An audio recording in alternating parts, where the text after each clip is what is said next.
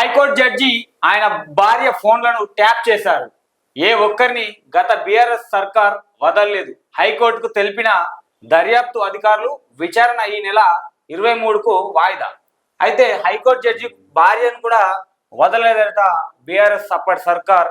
Phone tapping వ్యవహారంలో అయితే BRS సర్కార్ అయితే అప్పుడు చాలా మంది ఫోన్లు అయితే ట్యాప్ చేసింది. ఇటు హీరోయిన్లు కానీ హీరోస్ కానీ ఇటు రాజకీయ నేతలు కానీ సో ఎమ్మెల్యే క్యాండిడేట్లు కానీ సో అట్లా ఈ ప్రతి ఒక్కరి వాళ్ళ సమాచారాన్ని తెలుసుకునే ప్రయత్నంలో ఎవ్వరి ఫోన్లు కూడా వదలలేరట. లాస్ట్ కత్తే జడ్జి భార్య ఫోన్లు కూడా ట్యాప్ చేయడం జరిగిందని చెప్పేసి ఇక్కడ చూస్తా ఉన్నాం.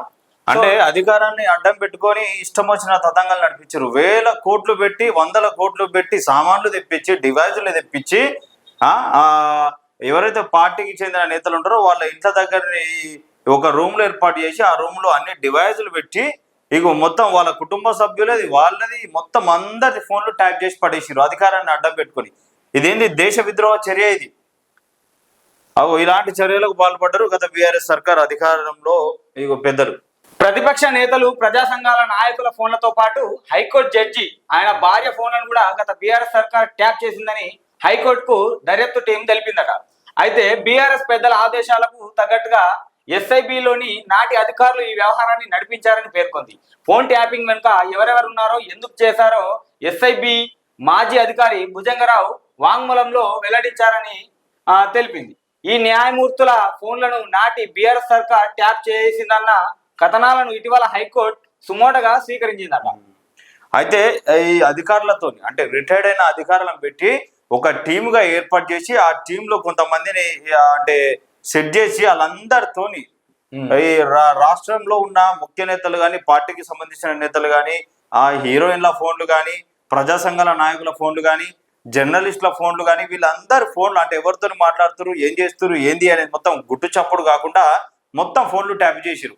ఎప్పుడైతే అసెంబ్లీ ఎన్నికల తర్వాత కాంగ్రెస్ ప్రభుత్వం వచ్చిందో దానికి సంబంధించిన ఈ ప్రణితరావు ఎవరైతే ఉన్నాడో మొత్తం ఆ డివైజులు కానీ ల్యాప్టాప్లు కానీ హార్డ్ డిస్కులు కానీ మొత్తం ధ్వంసం చేసిండు. మరి ఈ విషయం తెలుసుకున్న అధికారులు వాళ్ళని కస్టడీలోకి తీసుకొని విచారిస్తే బీఆర్ఎస్ పెద్దలు చెప్తేనే మేము ఫోన్ ట్యాపింగ్ చేసినాం మాకు ఎలాంటి సంబంధం లేదని చెప్పినా మరి ఇప్పటికైతే ఈ బీఆర్ఎస్ లోని పెద్దలు ఎవరో మరి ఏందో అనేది కూడా బయటకు వచ్చే పరిస్థితి కనపడతలేదు. మరి అధికారులను విచారిస్తా ఉన్నారు. ఇప్పుడు ఆ ప్రభుత్వంలో ఉన్న అధికారులు ఆదేశిస్తే వీళ్ళు చేసిరు, వీళ్ళను విచారిస్తున్నారు. వీళ్ళేమో వాంగ్మూలంలో కుళ్ళ చెప్తా ఉన్నారు. బీఆర్ఎస్ పార్టీకి చెందిన పెద్దలు చెప్తేనే మేము చేసినాం వాళ్ళ ఆదేశాల మీదే మేము అంతా కథ నడిపించాం అని చెప్పినా మరి ఎందుకు ఈ బీఆర్ఎస్ లోని కొంతమంది నేతలను ఇప్పటికి కూడా విచారిస్తలేదు ఈ ప్రభుత్వం?